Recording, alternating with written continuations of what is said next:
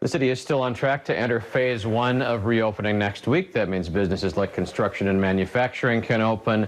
It's still not clear when gyms will be able to reopen. What category will they fall into? Annika spoke with a private gym operator whose business has been in Union Square, Annika, which is right at the center of everything that's been going on with the protests.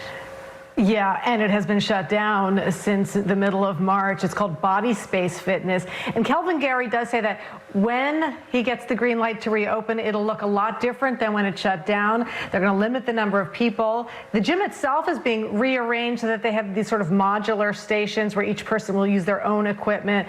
He even got these special face masks, which are designed for rigorous exercise. But since the shutdown, he hasn't been not operating at all. He's been offering virtual private training and Zoom group classes. He hasn't had to lay off any of his 10 trainers. He still, though, says that revenue is down about 38%. Interestingly, Pat, what helped his business stay afloat the past few months is a plan that he designed a few years ago as part of a program he was at Goldman Sachs taking. It was designed to help his company grow and mitigate risks. One of the risks of my business was, hey, is there ever a situation where people can't make it into the gym? Yes, there would be like a global pandemic or the building catching on fire, God forbid, or something like that. So I actually came up with this whole strategy for, delivering our programs if people couldn't come into the gym.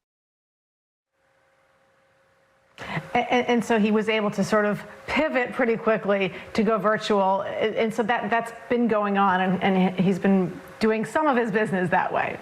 And I mentioned that the gym is near Union Square. Was it affected at all by the looting? He says his building has been untouched as far as he knows from people that he's been speaking with. And he did make a point that, look, he really supports these protests. He's behind them. He wishes, though, like so many people have said, that the looting was not happening. He says that really distracts from the main message of the protesters. I know what it's like to work to build something and to just have someone just so recklessly for no reason come and take what does not belong to them. And especially do it in the name of something so meaningful, which is a fight for change. It's upsetting, for sure.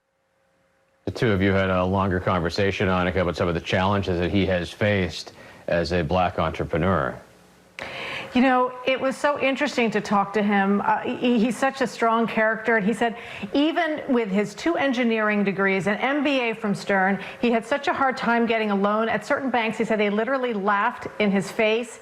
He had great credit. He had a solid business plan. And still to this day, he says he'll walk in to get lunch in a restaurant near where his gym is.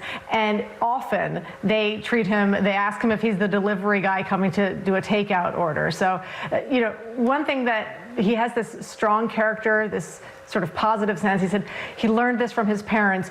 Goals don't quit, people do. And I love that quote, and he says he really lives by it.